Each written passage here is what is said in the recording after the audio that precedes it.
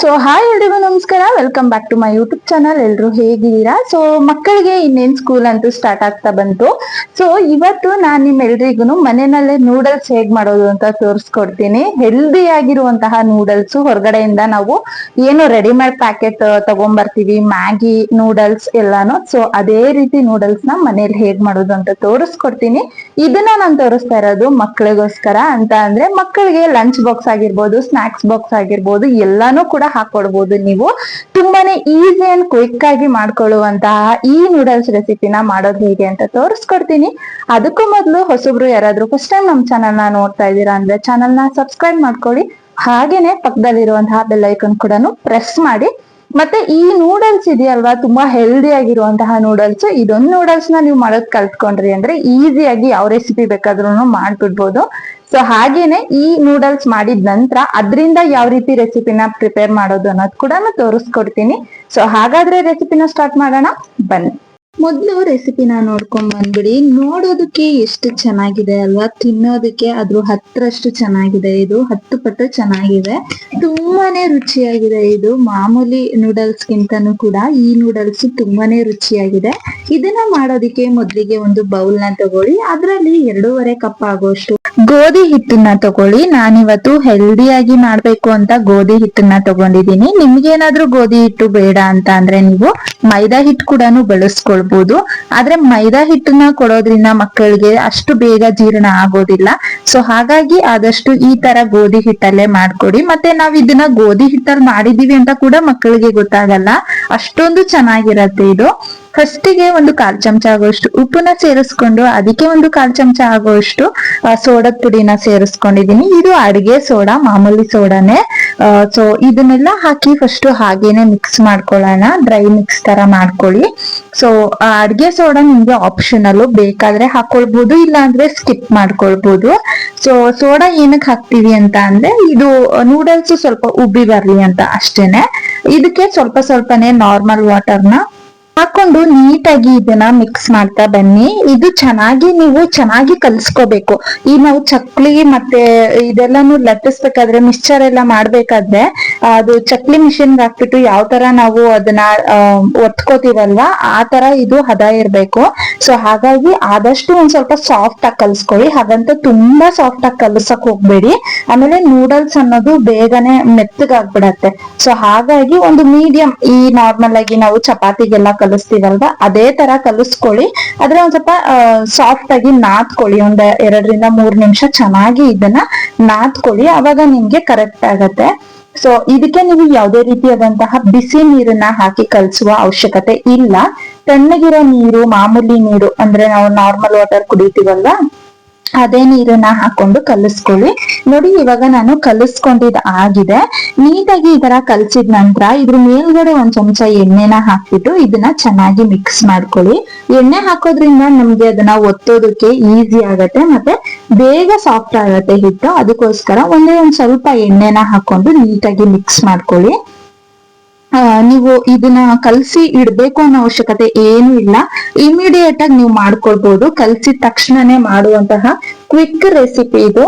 So ಮನೇಲಿ noodles ಏನಾದ್ರು ಖಾಲಿ ಆಗಿದೆ ಅಂತ ಅಂದ್ರೆ ಈ ತರ ಟ್ರೈ ಮಾಡಿ. ನಾವು ಇದೇ ರೀತಿನೇ ಮಾಡೋದು, ಯಾವುದೇ ಕಾರಣಕ್ಕೂ ಹೊರಗಡೆಯಿಂದ ರೆಡಿಮೇಡ್ ಪ್ಯಾಕೆಟ್ ಅನ್ನ ತಗೊಂಡ್ಬರಲ್ಲ. ನಿಮ್ಗೆ ಗೊತ್ತಿರೋ ಹಂಗೆ ನೂಡಲ್ಸ್ ಇಂದ ಯಾವ್ದೆಲ್ಲ ಇನ್ಸಿಡೆಂಟ್ ಆಗಿದೆ ಅಂತ ನಿಮ್ಗೆ ಗೊತ್ತಿದೆ. ಸೊ ಹಾಗಾಗಿ ಮನೆಯಲ್ಲಿ ಹೆಲ್ದಿಯಾಗಿ ಮಾಡ್ಕೊಳ್ಳಿ ಅಂದ್ಬಿಟ್ಟು ನಾನ್ ತೋರ್ಸ್ಕೊಡ್ತಾ ಇದ್ದೀನಿ ಅಷ್ಟೇನೆ. ಇವಾಗ ಈ ತರ ಒಂದು ಚಕ್ಲಿ ಒಳ್ಳನ ತಗೊಂಡು ಅದ್ರಲ್ಲಿ ನಾನು ದಪ್ಪ ಹೋಲ್ ಇರುವಂತಹ ಇದನ್ನ ಹಾಕೊಂಡಿದೀನಿ. ಅದಕ್ಕೆ ಫಸ್ಟ್ ಎಣ್ಣೆನ ನೀಟಾಗಿ ಸವರ್ಕೊಳ್ಳಿ. ಚೆನ್ನಾಗಿ ಸವರಿದ ನಂತರ ಹಿಟ್ಟನ್ನ ಅದ್ರ ಕಂಪ್ಲೀಟ್ ಆಗಿ ಫುಲ್ ಮಾಡ್ಕೊಳ್ಳಿ. ಪೂರ್ತಿಯಾಗಿ ತುಂಬಿಸ್ಕೊಳ್ಳಿ ಹಿಟ್ಟನ್ನ ಅದ್ರ ಒಳಗಡೆ. ಮತ್ತೆ ನೀವು ಬೇಕಾದ್ರೆ ಚಿಕ್ಕದು ಹೋಲ್ ಇರೋದು ಅದ್ರದ್ದು ಮೋಲ್ಡ್ ಸಿಗತ್ತಲ್ವಾ, ನೀವು ಅದನ್ನ ಕೂಡ ಹಾಕೊಳ್ಬಹುದು. ಬಟ್ ನಾನ್ ಸ್ವಲ್ಪ ದೊಡ್ಡದಿರೋದು ಹಾಕೊಂಡಿದೀನಿ, ಯಾಕಂದ್ರೆ ದಪ್ಪ ನೂಡಲ್ಸ್ ಇನ್ನೂ ಚೆನ್ನಾಗಿರತ್ತೆ. ಸೊ ಹಾಗಾಗಿ ನಾನು ಒಂದ್ ಸ್ವಲ್ಪ ಹೋಲ್ಸ್ ಅಗ್ಲ ಇರುವಂತದನ್ನ ತಗೊಂಡು ಹಾಕೊಂಡಿದೀನಿ. ನೀವು ಸಣ್ಣಗಿರೋ ಹೋಲ್ಸ್ ತಗೊಂಡ್ರು ಕೂಡ ನಡೆಯುತ್ತೆ, ಬಟ್ ಈ ರೀತಿ ದಪ್ಪ ಇರೋದು ತಗೊಂಡ್ರೆ ಇನ್ನೂ ಚೆನ್ನಾಗಿರತ್ತೆ. ಸೊ ಹಾಗಾಗಿ ಫಸ್ಟ್ ಒಂದು ಬಾಂಡ್ಲಿನ ಇಟ್ಕೊಂಡಿದೀನಿ. ಅದ್ರಲ್ಲಿ ಕಾಯಿಸ್ಕೊಂಡಿರುವಂತಹ ನೀರನ್ನ ಹಾಕೊಳ್ತಾ ಇದ್ದೀನಿ. ಒಂದು 3/4 ಭಾಗದಷ್ಟು ನೀರನ್ನ ಸೇರಿಸ್ಕೊಂಡ್ರೆ ಸಾಕಾಗತ್ತೆ. ಸೊ ಇದನ್ನ ನಾನು ಯಾಕೆ ಕಾಯಿಸಿ ತಗೊಂಡಿದ್ದೀನಿ ಅಂತ ಅಂದ್ರೆ ಸ್ವಲ್ಪ ಬೇಗ ಆಗ್ಲಿ ಅನ್ನೋ ಕಾರಣಕ್ಕೋಸ್ಕರ ಕಾಯಿಸ್ಬಿಟ್ಟು ತಗೊಂಡಿದ್ದೀನಿ ನೀರ್ನ. ಇದಕ್ಕೊಂದ್ ಸ್ವಲ್ಪ ಉಪ್ಪು ಸೇರಿಸ್ಕೊಳ್ತಾ ಇದ್ದೀನಿ ನಾನು. ನಾವು ಗೋಧಿನ ಕಲಿಸ್ಬೇಕಾದ್ರೂ ಕೂಡ ಹಾಕೊಂಡಿದ್ವಿ. ಸೊ ಈ ಟೈಮಲ್ಲೂ ಹಾಕೊಳ್ಳೋದ್ರಿಂದ ಚೆನ್ನಾಗಿ ಹಿಡಿಯುತ್ತೆ, ಗೋಧಿಗೆಲ್ಲ ನೀಟಾಗಿ ಉಪ್ಪು ಹಿಡಿಲಿ ಅನ್ನೋ ಕಾರಣಕ್ಕೋಸ್ಕರ ಈ ಟೈಮಲ್ಲಿ ಕೂಡ ಒಂದ್ ಸ್ವಲ್ಪ ಉಪ್ಪನ್ನ ಹಾಕೊಂಡಿದೀನಿ. ಇವಾಗ ನಾವ್ ಅದನ್ನ ನೀಟಾಗಿ ಇದರಲ್ಲಿ ಬಿಡ್ತಾ ಬರ್ಬೇಕು. ಇದು ಒಂದ್ ಸ್ವಲ್ಪ ನಿಮ್ಗೆ ಪ್ರೆಷರ್ ಕೊಟ್ಟು ನೀವು ಒತ್ತಬೇಕು, ಯಾಕೆ ಅಂತಂದ್ರೆ ಗೋಧಿ ಹಿಟ್ಟಲ್ವಾ, ಸೊ ಹಾಗಾಗಿ ಒಂದ್ ಸ್ವಲ್ಪ ಪ್ರೆಷರ್ ಕೊಟ್ಟು ಒತ್ಕೊಳ್ಳಿ. ತೊಂದ್ರೆ ಏನು ಇಲ್ಲ, ನಿಧಾನಕ್ಕಾದ್ರೂ ಪರವಾಗಿಲ್ಲ. ಇದೇನು ಒಂದೇ ಸಲ ಹಾಕ್ಬಿಡ್ಬೇಕು ನಾವು, ಏನೋ ಬೇಗನೆ ಬೆಂದೋಗ್ಬಿಡತ್ತೆ ಇಲ್ಲ ಸೀದೋಗ್ಬಿಡತ್ತೆ ಅನ್ನೋ ಟೆನ್ಷನ್ ಏನು ಬೇಡ. ಆರಾಮಾಗಿ ನಿಧಾನಕ್ಕೆನೆ ಒತ್ಕೊಳ್ಳಿ. ನೋಡಿ ನಾನು ಕೂಡ ಒತ್ತುತ್ತಾ ಇದ್ದೀನಿ.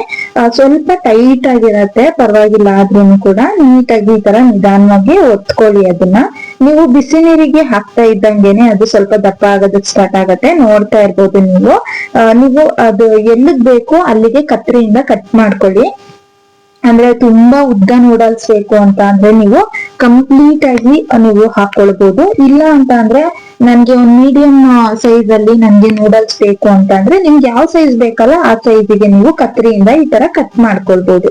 ನಾನು ಕೂಡ ಕತ್ರಿಯಿಂದ ಕಟ್ ಮಾಡ್ಕೊಂಡಿದೀನಿ. ಈ ತರ ಕೈಯಿಂದ ಎಲ್ಲ ನೀವು ಕಟ್ ಮಾಡೋದಕ್ಕೆ ಹೋಗ್ಬೇಡಿ, ಹಿಟ್ಟು ಒಂದಕ್ಕೊಂದು ಅಂಟ್ಕೊಂಡ್ಬಿಡತ್ತೆ ಆಮೇಲೆ. ಸೊ ಹಾಗಾಗಿ ಕತ್ರಿಯಿಂದ ಕಟ್ ಮಾಡ್ಕೊಳ್ಳಿ, ಈಸಿ ಆಗತ್ತೆ. ಸೊ ಇದನ್ನೆಲ್ಲ ಹಾಕಿದ ನಂತರ ಇದನ್ನ ಎಷ್ಟು ಹೊತ್ತು ಬೇಯಿಸ್ಬೇಕು ಅನ್ನೋದು ನಿಮ್ ಕ್ವಶನ್ ಆಗಿರತ್ತೆ ಅಂತ ನನಗೆ ಖಂಡಿತ ಗೊತ್ತು. ಸೊ ಇದನ್ನ ನೀವು 2 ನಿಮಿಷ ಬೇಯಿಸ್ಕೊಂಡ್ರೆ ಸಾಕು, ತುಂಬಾ ಹೊತ್ತು ಹಿಡಿಯಲ್ಲ, ತುಂಬಾ ಅತಿ ಬೇಗ ಆಗುವಂತಹ ನೂಡಲ್ಸ್ ಇದು. ಸೊ ನೀವು ರೆಡಿಮೇಡ್ ತಗೊಂಡ್ ಬರ್ತೀರಲ್ವ, ಅದನ್ನು ಇದೇ ಮೆಥಡ್ ಅಲ್ಲೇ ಮಾಡ್ತಾರೆ. ಬಟ್ ಏನಂದ್ರೆ ಅವರು ಮಿಷಿನ್ ಅಲ್ಲಿ ಮಾಡ್ತಾರೆ, ನಾವು ಪಾತ್ರೆನಲ್ಲಿ ಮಾಡ್ತಾ ಇದೀವಿ ಅಷ್ಟೇ. ನಾವು ಏನು ಹೆಲ್ದಿ ಆಗಿರ್ಲಿ ಅಂತ ಹೇಳ್ಬಿಟ್ಟು ಗೋಧಿ ಹಿಟ್ಟಲ್ಲಿ ಮಾಡ್ತಾ ಇದೀವಿ, ಅವರು ಮೈದಾದಲ್ಲಿ ಮಾಡ್ತಾರೆ, ಅಷ್ಟೇ ವ್ಯತ್ಯಾಸ.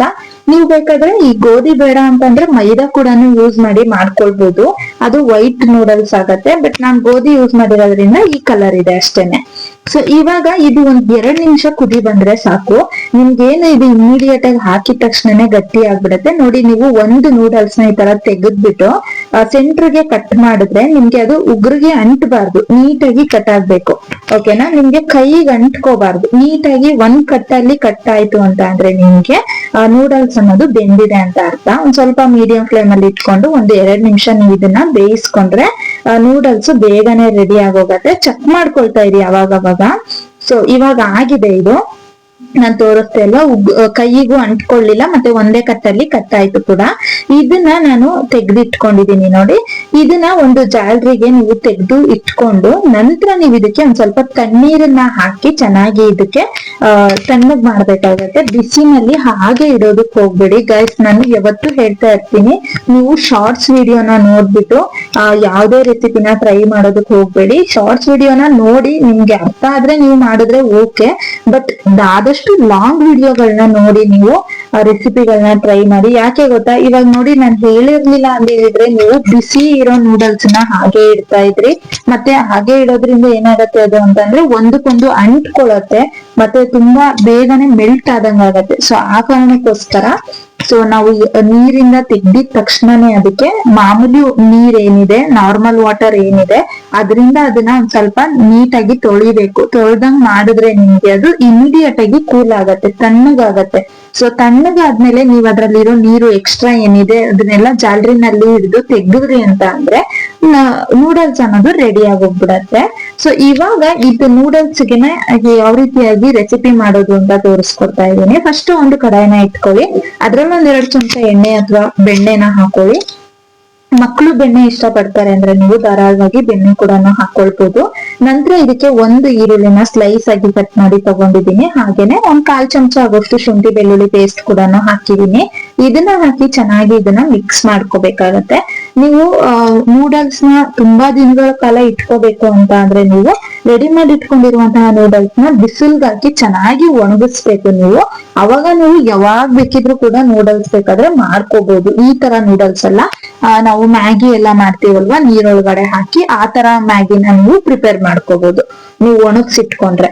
ಸೊ ಇವಾಗ ವೆಜಿಟೇಬಲ್ಸ್ ನ ಹಾಕ್ತಾ ಬರೋಣ. ಫಸ್ಟ್ ನಾನು ಕ್ಯಾಪ್ಸಿಕಮ್ ನ ತಗೊಂಡಿದ್ದೀನಿ, ಹಾಗೇನೆ ಕ್ಯಾರೆಟ್ ತಗೊಂಡಿದ್ದೀನಿ, ಮತ್ತೆ ಕ್ಯಾಬೇಜ್ ತಗೊಂಡಿದ್ದೀನಿ. ಇದು ಎಲ್ಲಾನು ಕೂಡ ನಾನು ಉದ್ದುದ್ದ ಕಟ್ ಮಾಡ್ಕೊಂಡಿದ್ದೀನಿ, ತುಂಬಾ ತೆಳುವಾಗಿ ಕಟ್ ಮಾಡ್ಕೊಂಡಿದ್ದೀನಿ. ಸೊ ನೀವು ಅಷ್ಟೇನೆ ತೆಳುವಾಗಿ ಉದ್ದುದ್ದಾಗಿ ಕಟ್ ಮಾಡ್ಕೊಳ್ಳಿ, ಆಗ ನಿಮ್ಗೂ ಕೂಡ ಹೆಲ್ಪ್ ಆಗತ್ತೆ. ಸೊ ನೋಡಿ ಈ ತರ ನೀಟಾಗಿ ಮಿಕ್ಸ್ ಮಾಡ್ಕೊಳ್ಳಿ. ಇದಕ್ಕೆ ನೀವು ನೀರೇನು ಹಾಕುವಂತಿಲ್ಲ. ನೀರ್ ಹಾಕಿದ್ರಿ ಅಂತ ಅಂದ್ರೆ ನೂಡಲ್ಸ್ ಅನ್ನೋದು ಚೆನ್ನಾಗ್ ಆಗಲ್ಲ. ಸೊ ಹಾಗಾಗಿ ಎಲ್ಲೂ ಕೂಡ ನೀವು ನೀರನ್ನ ಹಾಕೋದಕ್ಕೆ ಹೋಗ್ಬೇಡಿ. ಸೊ ಇದನ್ನೆಲ್ಲ ನೀಟಾಗಿ ಮಿಕ್ಸ್ ಮಾಡ್ಕೊಂಡು ಪ್ಲೇಟ್ ಬೇಕಾದ್ರೆ ನೀವು ಬೇಗ ಬೇಯ್ಲಿ ಅಂತ ಬೇಕಾದ್ರೆ ಒಂದ್ ಸ್ವಲ್ಪ ಪ್ಲೇಟ್ ನ ಮುಚ್ಬಿಟ್ಟು ಹೈ ಫ್ಲೇಮ್ ಅಲ್ಲಿ ಒಂದ್ 2 ನಿಮಿಷ ನೀವು ಇದನ್ನ ಬೇಯಿಸ್ಕೊಂಡ್ರಿ ಅಂತ ಅಂದ್ರೆ ಬೇಗನೆ ಬೆಂದ್ ಹೋಗತ್ತೆ. ಕ್ಯಾಬೇಜ್ ಅಲ್ಲಿ ನೀರಿನ ಅಂಶ ಇರೋದ್ರಿಂದ ಜಾಸ್ತಿ ನೀರೇನು ಹಾಕೋದಕ್ ಹೋಗ್ಬೇಡಿ. 1/4 ಚಮಚ ಆಗೋಷ್ಟು ಉಪ್ಪನ್ನ ಹಾಕೊಂಡು ಇದನ್ನ ಚೆನ್ನಾಗಿ ಮಿಕ್ಸ್ ಮಾಡ್ಕೊಳ್ಳಿ. ಕ್ಯಾಬೇಜು ಮತ್ತೆ ಕ್ಯಾಪ್ಸಿಕಮ್ ಅಲ್ಲಿ ನೀರಿನ ಅಂಶ ಇರೋದ್ರಿಂದ ಅದ್ರಲ್ಲೇ ನೀರ್ ಬಿಟ್ಕೊಳತ್ತೆ. ಸೊ ಹಾಗಾಗಿ ನಾವು ನೀರ್ ಹಾಕೋ ಅವಶ್ಯಕತೆ ಇಲ್ಲ. ಮತ್ತೆ ಇದನ್ನ ತುಂಬಾ ಹೊತ್ತು ಬೇಯಿಸೋದಕ್ಕೆ ಹೋಗ್ಬೇಡಿ ಗೈಸ್, ಇದೆಲ್ಲ ಫಾಸ್ಟ್ ಫುಡ್ಗಳು. ಸೊ ಹಾಗಾಗಿ ತುಂಬಾ ಹೊತ್ತು ನೀವು ಬೇಯಿಸ್ಬೇಕು ಅನ್ನೋ ಅವಶ್ಯಕತೆ ಏನು ಬರೋದಿಲ್ಲ, ಅತಿ ಬೇಗನೆ ಆಗೋಗ್ಬಿಡತ್ತೆ. ನೀಟಾಗಿ ಈ ತರ ಮಿಕ್ಸ್ ಮಾಡ್ಕೊಂಡಿದ್ದೀನಿ ನಾನು. ಮತ್ತೆ ನೀವು ಇಲ್ಲಿ ಯಾವ್ದಾದ್ರು ಬೇರೆ ವೆಜಿಟೇಬಲ್ಸ್ ಏನಾದ್ರು ಇಷ್ಟ ಪಡ್ತೀರಾ ಅಂತ ಅಂದ್ರೆ ನೀವು ಸೇರ್ಸ್ಕೊಳ್ಬಹುದು. ಇದಕ್ಕೆ ಇನ್ನೂನು ಬಟಾಣಿ ಆಗಿರ್ಬೋದು, ಜೋಳ ಆಗಿರ್ಬೋದು, ಈ ತರದೆಲ್ಲ ಹಾಕೋದ್ರಿಂದ ತುಂಬಾನೇ ಚೆನ್ನಾಗಿರತ್ತೆ. ಮಕ್ಳು ಚಿಕನ್ ಇಷ್ಟ ಪಡ್ತಾರೆ ಅಂತ ಅಂದ್ರೆ ಬೇಯಿಸಿಟ್ಕೊಂಡಿರುವಂತ ಚಿಕನ್ ಕೂಡ ಚಿಕ್ಕ ಚಿಕ್ಕದಾಗಿ ಕಟ್ ಮಾಡಿ ಈ ಟೈಮ್ ಅಲ್ಲಿ ನೀವು ಸೇರಿಸ್ಕೊಂಡು ಈ ತರ ಮಿಕ್ಸ್ ಮಾಡ್ಕೊಳ್ಳಿ. ಅವಾಗ ಇನ್ನೂ ಚೆನ್ನಾಗಿರತ್ತೆ. ಚಿಕನ್ ನೂಡಲ್ಸ್ ಅಂದ್ರೆ ಮಕ್ಕಳಿಗೆ ತುಂಬಾ ಇಷ್ಟ ಆಗತ್ತೆ, ಎಲ್ರಿಗೂ ಇಷ್ಟ ಆಗತ್ತೆ. ಚಿಕನ್ ನೂಡಲ್ಸ್, ವೆಜ್ ನೂಡಲ್ಸ್ ಎಲ್ರಿಗೂ ಇಷ್ಟ ಆಗುವಂತದ್ದು. ಇವಾಗ ಪ್ಲೇಟ್ ನ ಮುಚ್ಕೊಂಡು ನಾನು ಒಂದು 2 ನಿಮಿಷ ಬೇಯಿಸ್ಕೊಂಡಿದ್ದೆ. ಇದನ್ನ ತುಂಬಾ ಹೊತ್ತು ಪ್ಲೇಟ್ ನ ಮುಚ್ಚಿ ಲೋ ಫ್ಲೇಮ್ ಅಲ್ಲಿ ಬೇಯಿಸಿದ್ರಿ ಅಂದ್ರೆ ನೀರ್ ಬಿಟ್ಕೊಳತ್ತೆ. ಸೊ ಹಾಗಾಗಿ ಹೈ ಫ್ಲೇಮ್ ಅಲ್ಲಿ 1 ನಿಮಿಷ 1 ನಿಮಿಷಗಳ ಕಾಲ ನೀವು ಫ್ರೈ ಮುಚ್ಬಿಟ್ಟು ಪ್ಲೇಟ್ ನ ಬೇಯಿಸ್ಕೊಂಡ್ರೆ ಆಗೋಯ್ತು. ಇವಾಗ ಒಂದ್ ಸ್ವಲ್ಪ ನಾನು ಪೆಪ್ಪರ್ ಪುಡಿನ ಹಾಕೊಳ್ತಾ ಇದ್ದೀನಿ, ಕಾಳು ಮೆಣಸಿನ ಪುಡಿ. ಸೊ ಇದು ಖಾರಕ್ಕೆ ನಿಮ್ಗೆ ಯಾವ ಖಾರ ಎಷ್ಟು ಬೇಕು ಅಂತ ನೋಡ್ಕೊಂಡು ಹಾಕೊಳ್ಳಿ. ನಾನಿಲ್ಲಿ ಒಂದ್ ಅರ್ಧ ಚಮಚ ಆಗೋಷ್ಟು ಕಾಳು ಮೆಣಸಿನ ಪುಡಿ ಮತ್ತೆ 1/4 ಚಮಚ ಆಗೋಷ್ಟು ಸೋಯಾ ಸಾಸ್ ನ ಕೂಡ ಹಾಕೊಂಡಿದೀನಿ. ಸೊ ನಮ್ಗೆ ಎಗ್ ರೈಸು, ನೂಡಲ್ಸು ಅಂತ ಬಂದವಾಗ, ಗೋಬಿ ಇದೆಲ್ಲ ಬಂದವಾಗ ಸೋಯಾ ಸಾಸ್ ಬೇಕಾಗತ್ತೆ.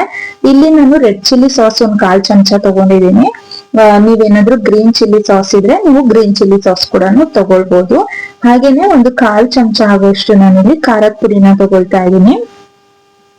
ನಾವು ಖಾರಕ್ಕೆ ಬರೀ ಪೆಪ್ಪರ್ ಹಾಕಿದೀವಲ್ವಾ, ಸೊ ಹಾಗಾಗಿನೇ ಒಂದ್ ಸ್ವಲ್ಪ 1/4 ಚಮಚ ಆಗೋಷ್ಟು ಖಾರದ ಪುಡಿ ಕೂಡ ಸೇರಿಸ್ಕೊಂಡು ಇದನ್ನ ಫಸ್ಟ್ ನೀಟಾಗಿ ಮಿಕ್ಸ್ ಮಾಡ್ಕೊಳ್ಳೋಣ. ಚೆನ್ನಾಗಿ ವೆಜಿಟೇಬಲ್ಸ್ ಏನಿದೆ ಅಲ್ವಾ ಅದಕ್ಕೆಲ್ಲದಕ್ಕೂ ಹೊಂದ್ಕೋಬೇಕು. ಹಂಗಾಗಿ ಒಂದ್ ಸ್ವಲ್ಪ ನೀಟಾಗಿ ಮಿಕ್ಸ್ ಮಾಡ್ಕೊಳ್ಳೋಣ. ಮತ್ತೆ ನೀವು ಅಬ್ಸರ್ವ್ ಮಾಡ್ತಾ ಇರ್ಬೋದು, ಎಲ್ಲೂ ಕೂಡ ತರಕಾರಿ ನೀರ್ ಬಿಟ್ಕೊಂಡಿಲ್ಲ, ನೀಟಾಗಿ ಆಗಿದೆ.